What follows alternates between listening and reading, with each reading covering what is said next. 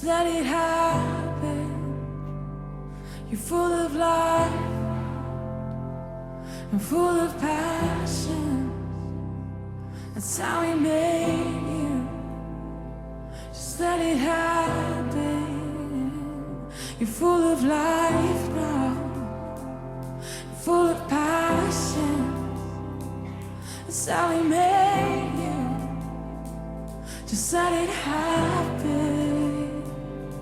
And He calls each one of us. Bueno, ¿os gustan las rutas de montaña? A la mayoría de gente normal le gustan las rutas de montaña, ¿no? No sé si os ha pasado alguna vez que estéis haciendo una ruta por ahí por la montaña y a lo mejor es un camino un poco así difícil o hay que escalar un poco o tal, y de repente llegáis a un vado, a una zona donde se ve y justo está el atardecer. ¿Qué reacción os sale, ¿no? ¿Qué reacción os nace ver ese atardecer? Sí, muy bien, sí, sí. Como decir, oh, ¿no? Pararte. Sí, un poco la respuesta general es esa, ¿no? Es pararnos, admirar, decir, wow, voy a quedarme aquí un rato mirando esto, ¿no? Hay gente que incluso madruga para ir a ver el salir del sol. Yo nunca lo he hecho. ¿Jairo lo hace? Si Jairo nos viene y nos dice que ha madrugado para ir a ver el salir del sol, ¿no? José también. ¿Una vez lo hiciste? Si alguien nos dice que ha madrugado para ir a ver salir el sol, lo normal es que digamos, guay, ¿no? O sea, es un plan guay. Nadie preguntaríamos por qué lo has hecho. Porque todos sabemos por naturaleza de alguna forma que ir a ver el sol salir o ir a ver el sol ponerse mola. O sea, está guay. Es algo que es chulo. Es un plan interesante, ¿no? A cualquier chico que le preguntes, yo hablo de los chicos porque es lo que sé, ¿vale? Si quiere ir a un plan donde está esa chica tan guapa que le gusta, le da igual el plan, le da igual qué se va a hacer, le da igual todo, pero si está esa chica quiere estar, ¿no? Quiere ir. Porque lo atractivo es así, ¿no? O sea, lo que es atractivo no necesita razones, no necesita razones extra para que tú quieras estar, para que tú quieras ver, ¿no? Para que quieras mirar, para que quieras contemplar, para que quieras estar cerca. Mi primera experiencia de Dios, recuerdo que unos años antes de convertirme, tuve como mi primera experiencia de Dios, ¿no? Yo estaba en una Pascua juvenil y se hizo como una oración y bueno, nos invitaron a hacer una oración de invitar un poco a Dios a entrar en tu vida, ¿no? Y yo, bueno, pues me acuerdo de hacerla a mi manera, ¿no? Y con mis limitaciones. Y recuerdo que después de esa oración, los monitores que estaban un poco encargados de eso, dijeron, bueno, ahora quien quiera puede quedarse aquí un rato más, tranquilamente, no vamos a cerrar la capilla, ¿no? Estábamos en una capilla. Y yo me acuerdo que todo el mundo se fue y yo que tenía una sensación, yo no sé qué pasó esa noche, pero yo tenía la sensación de, aquí me quedo. O sea, aquí no me mueve ni el tato, ¿no? Aquí me quedo. Y a lo mejor estuve 20 minutos, para mí me parecieron un montón, ¿no? En mis 15 y 16 años que tendría. Como intuís, o sea, quería hacer eso, ¿no? Una motivación para el 24/7. El 24/7 sabéis que se monta una sala de oración, ¿no? Que está abierta día y noche, en la que se puede orar de una forma un poco diferente. Quizá no todos podéis participar en el 24/7 porque a lo mejor tenéis trabajo, tenéis obligaciones. Entonces no quería centrar la motivación en el 24/7, sino que he dicho, bueno, pues a lo mejor tú no puedes hacer 24/7 aquí, pero puedes hacer 24/7 en tu casa. O a la gente que nos está viendo por YouTube, puede hacer 24/7 en Salamanca, ¿no? Entonces, quería un poco compartiros motivaciones mías para orar en general, ¿no? Para hacer este 24/7, pero en general todos los 24/7, ¿no? En cualquier caso, un momento de oración, un momento de intimidad con Dios, ¿no? Y para mí la primera motivación es esta, ¿no? Dios es sumamente atractivo. Dios es sumamente atractivo. Si eres esa que va por la montaña y no te paras a mirar el atardecer, o estás ciego o estás muy estresado. Pero en cualquier caso el problema es tuyo. Porque el atardecer es bonito siempre. No sé si a veces te planteas cuando te pones a orar, venga, voy a hacer un rato de oración, ¿no? Y no sé si te paras a pensar ante quién estás, ¿no? Nos ponemos ante Dios, ¿ante quién estás? Que cuando admiras las estrellas, ¿no? Por ejemplo, es saber que el creador de todo eso es Dios, es ante el que estás. Cuando miras, no sé, si te gusta la ciencia, ¿no? Cuando ves la riqueza de la ciencia, todos sus matices, la complejidad que tiene, el creador de eso es Dios. Cuando ves la belleza, el arte, cualquiera de sus formas y expresiones, eso es un reflejo de Dios. Si alguien nos preguntara que por qué vemos el amanecer, seguramente le diríamos, ¿qué pregunta es esa? ¿No? O sea, ¿qué pregunta es esa? No tiene sentido esa pregunta, porque sí. Escuché el testimonio de un chico musulmán en el Medio Oriente que él conocía de oídas, ¿no? El cristianismo, sabía un poco la teoría básica, sabía lo que era ser cristiano, sabía lo que era bautizarse, sabía pues que la gente iba a misa o iba a los cultos o a lo que fuera, ¿no? Pero no tenía una relación, no conocía realmente a ningún cristiano, ¿no? Y entonces, en sueños, tuvo un sueño con Jesús. Soñó con Jesús, ¿no? De una forma muy, muy fuerte, muy poderosa. Y dice que al día siguiente de soñar con Jesús, se quedó tan impactado con esa visión que tuvo de Jesús, le dejó tan marcado, ¿no? esa visión, que fue buscó al pastor más cercano que conocía, ¿no? Entonces dice que se acercó a él y le dijo, me quiero bautizar. Entonces el pastor así, pero si así de repente, sí, me quiero bautizar. Y entonces el pastor le dijo, bueno, vale, pero vamos a mantenerlo en secreto, porque aquí ya sabes que la gente pues, nos puede matar, ¿no? Es peligroso, ¿no? Vamos a mantenerlo en secreto. Y entonces dice que este chico que había soñado con Jesús le miró al pastor y le dijo, tú no lo has visto, ¿verdad? Tú no lo has visto. Porque si lo hubieras visto, te daría igual correr cualquier riesgo, ¿no? Por estar con él, por estar cerca de él. ¿Cuántas puestas de sol es necesario ver? Pregunta incorrecta, ¿no? ¿Cuánto tiempo es necesario orar? Pregunta incorrecta. ¿Por qué? Porque Dios no es necesario. No es necesario orar. Es atractivo. Dios es precioso, es guay, es el ser más maravilloso que existe, ¿no? Si no tenemos ese enfoque ante Dios, quizás lo estamos perdiendo, creo yo. Esa es la primera idea, ¿no? Y para mí es la idea que más me reta a orar, ¿no? Esta perspectiva de Dios. La segunda que me reta un montón, y ya no sé cómo expresarla muy bien, a ver si se me entiende, es que Dios tiene debilidad por las Marías. ¿Vale? Y me explico. Yo lo confieso, tengo una confesión que hacer por las Marías. Confieso que gran parte de mi relación con Dios tiene o ha tenido que ver con que me utilice, ¿no? Con dar fruto, con impactar con los demás, ¿no? Hacia afuera. Y todo eso, al final te das cuenta que no es del todo correcto, por lo menos no es correcto poner el énfasis siempre en eso. Porque al final te das cuenta que con Dios lo importante es estar con Él, ¿no? Es estar. Y no tanto qué voy a obtener de esta relación, ¿no? Que yo muchas veces lo he enfocado así, ¿no? Un ejemplo, creo que el ejemplo más claro de esto que tenemos en el Evangelio es el famoso pasaje, ¿no? de Marta y María. ¿Me puede ayudar alguien a leer? ¿Hola?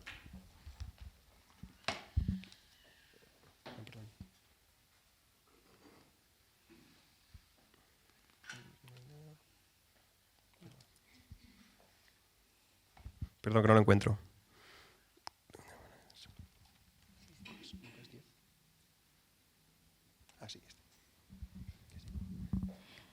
Según iban de camino, Jesús entró en una aldea y una mujer llamada Marta lo recibió en su casa. Tenía Marta una hermana llamada María, que sentada a los pies del Señor escuchaba su palabra. Marta, en cambio, estaba atareada con los muchos quehaceres del servicio. Entonces Marta se acercó a Jesús y le dijo: «Señor, ¿no te importa que mi hermana me deje sola en la tarea? Dile que me ayude. Pero el Señor le contestó: Marta, Marta, andas inquieta y preocupada por muchas cosas, cuando en realidad una sola es necesaria. María ha escogido la mejor parte y nadie se la quitará. Muchas veces, supongo que a algunos también nos habrá pasado, que hemos escuchado este evangelio y se nos ha predicado oración y acción. Hacen falta las dos cosas, ¿no? ¿Os suena esto?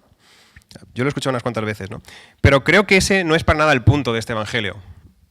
No es el punto de hace falta las dos cosas. No es cuestión de qué es lo importante hacer, si es más importante orar o si es más importante hacer. Creo que el punto de este evangelio es el orden. Es o haces y luego estás con Dios y le pides a Dios que bendiga lo que ya estás haciendo, o primero estás con Dios, le escuchas, te dice lo que tienes que hacer y entonces lo haces. Creo que ese es el punto del evangelio, ¿no? Porque yo no creo que María fuera una vaga, yo no creo que fuera una gandula que estaba ahí todo el día que... Yo creo que María luego haría cosas, pero cuando estaba Jesús y había que estar con Jesús. Dice el Salmo 127 que si el Señor no construye la casa, en vano se afanan los arquitectos. Yo tiendo mucho a ser Marta, ¿no? Y los que me conocéis creo que sabéis que es verdad, ¿no? Que soy una persona muy activa, que no paro, que siempre estoy pensando, que no paro quieto, ¿no? Pero para mí, quiero aprovechar este 24/7 para preguntarle a Dios, ¿no? ¿Estoy construyendo tu casa o estoy construyendo mi casa y te estoy pidiendo que me ayudes? Este evangelio de Lucas 10 yo creo que es bastante conocido, ¿no? Yo creo que lo conocemos bastante y a muchos nos suena. Pero hay otro evangelio que salen también Marta y María. Y es cuando muere su hermano Lázaro.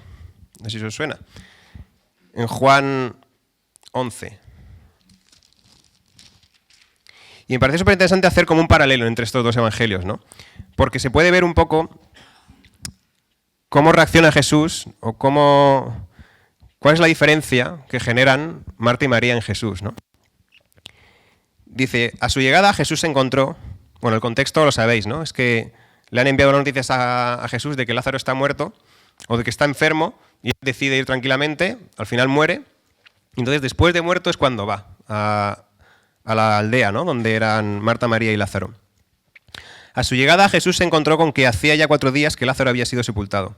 Betania está muy cerca de Jerusalén, como a 2 kilómetros. Y muchos judíos se habían ido a Betania para consolar a Marta y a María por la muerte de su hermano.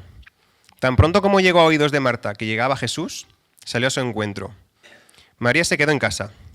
Marta, dijo Jesús, Señor, si hubieras estado aquí, no habría muerto mi hermano. Y entonces Jesús, bueno, le da más o menos una respuesta teológica, ¿no? Yo soy la resurrección y la vida, el que cree en mí, aunque haya muerto, vivirá. Y todo el que esté vivo y crea en mí, jamás morirá. ¿Crees esto? Y ella, sí que lo creo. Eso es lo que genera Marta, ¿no? O sea, sí, pues claro, tu hermano lo resucitará en el último día y está bien. Y ahora, fijaos lo que pasa con María, ¿no? Terminada esta conversación, Marta se fue a llamar a su hermana María y le dijo al oído, el maestro está aquí y te llama. O sea, Jesús, si quería ver a alguien, era María, ¿no? María se levantó rápidamente y salió al encuentro de Jesús. Jesús no había entrado todavía en el pueblo. Se había detenido en el lugar donde Marta se había encontrado con él. Cuando los judíos estaban con María, en casa consolándola, vieron que se había levantado rápidamente y había salido, y la siguieron. Sin embargo, María se dirigió donde estaba Jesús. Cuando lo vio, se puso de rodillas a sus pies y exclamó, Señor, si hubieras estado aquí, no habría muerto mi hermano. La misma frase le dice, exactamente lo mismo que le dice Marta. ¿Pero qué genera en Jesús lo que le dice María? Jesús, al verla llorar, lanzó un hondo suspiro y se emocionó profundamente. Después les preguntó, ¿dónde lo habéis sepultado? Ellos contestaron, ven Señor y te lo mostraremos. Entonces Jesús rompió a llorar. Me parece súper fuerte, ¿no? El cómo la misma frase, muy significativo, ¿no? Cómo la misma frase genera cosas totalmente distintas en Jesús. Sabemos cómo sigue la historia, ¿no? Jesús va al sepulcro y resucita a Lázaro. Y por eso a mí me hace intuir, ¿no? Es algo que a mí me reta un montón, ¿no? Porque veo que Jesús tiene alguna debilidad por las Marías. De alguna forma María es capaz de tocar el corazón de Jesús cuando Marta no lo ha hecho.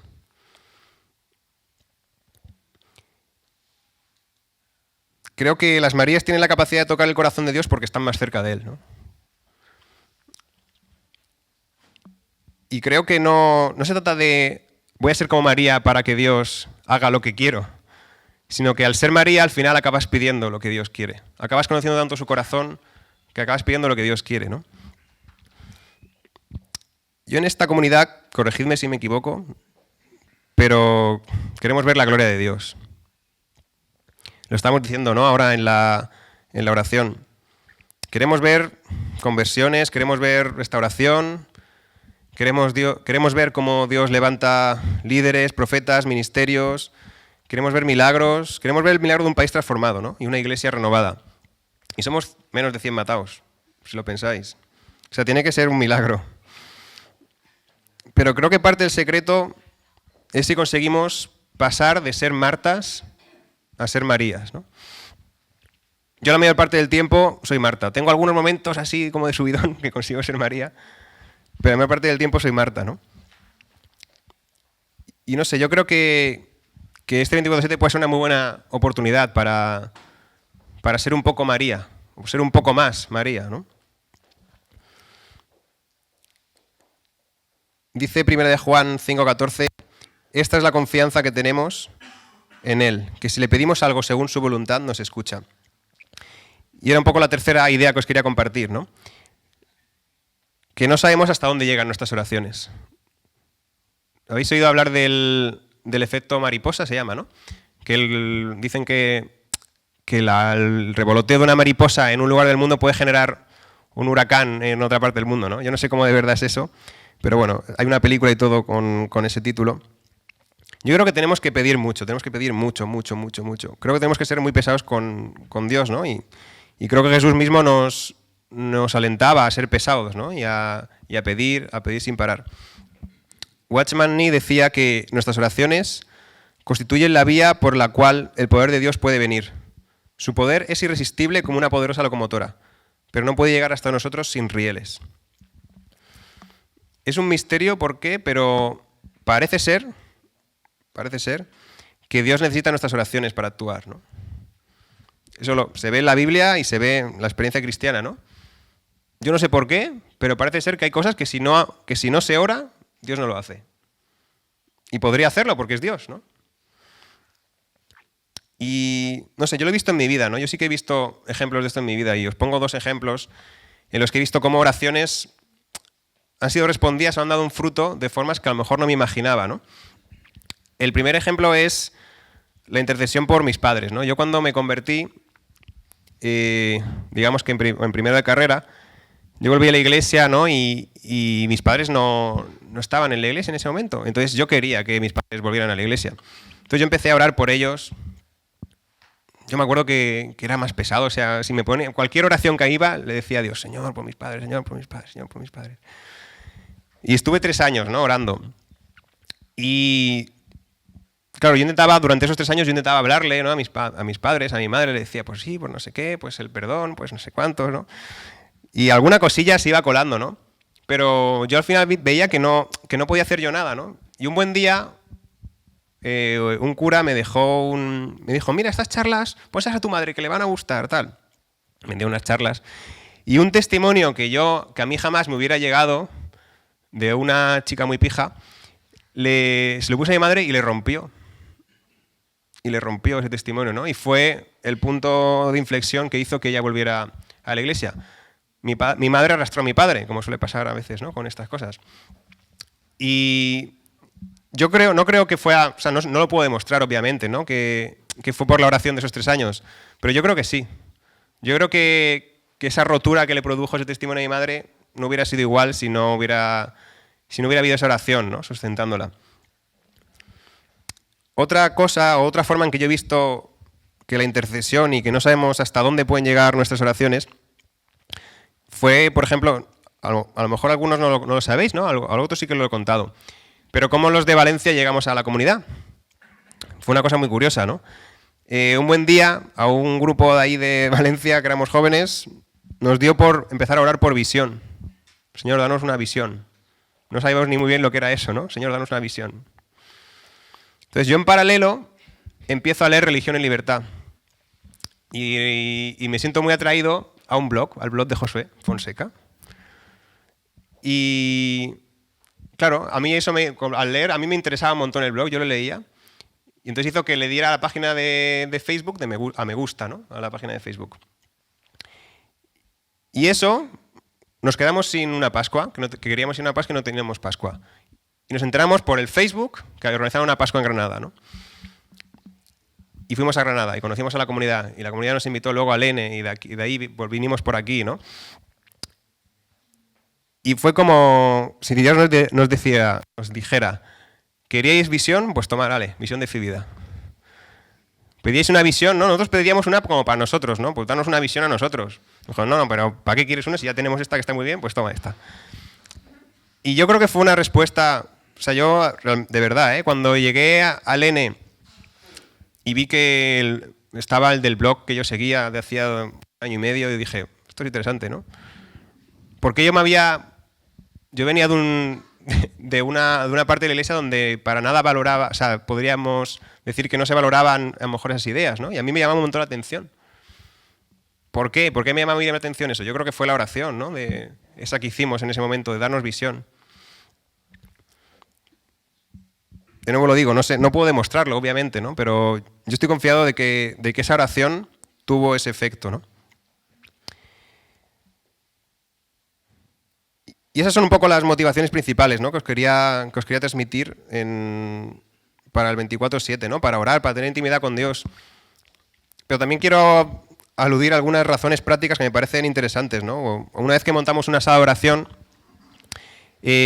os decía que el 24/7 intentamos montar una sala que sea un poco creativa, ¿no? Que sea una forma de orar un poco diferente a la que estamos acostumbrados, que involucre un poco los 5 sentidos, ¿no? Que tengas que interactuar un poco con la sala. Y creo que hay motivos así más pequeños, ¿no? para estar en esta sala, que es, por ejemplo, que lo estamos haciendo todos a la vez. Eso parece que no, pero crea como sentimiento de ¡qué guay!, ¿no? Eso yo creo que ayuda a orar, ¿no? Luego es un sitio distinto al que estamos acostumbrados, ¿no? No es una iglesia, no es el sitio donde tú normalmente ores, que no sé dónde es. Es una sala un poco distinta, está decorada de forma distinta, yo creo que eso también ayuda, ¿no? Hay cosas distintas que hacer. Veréis que hemos intentado eso, que involucre los 5 sentidos, ¿no? Yo creo que el contexto cambia muchas cosas, ¿no? El contexto en el que hacemos las cosas cambia muchas cosas. El que vayamos a hacerlo todos aquí durante 3 días seguidos, ¿no? 1 hora, después otra hora, después otra hora, yo creo que también es algo que ayuda, ¿no? Y nos predispone, no sé si psicológicamente, pero nos predispone a estar orando, ¿no? Entonces yo creo que tenemos como todos los ingredientes para aprovecharlo, ¿no? That's how he made you. Just let it happen. And he called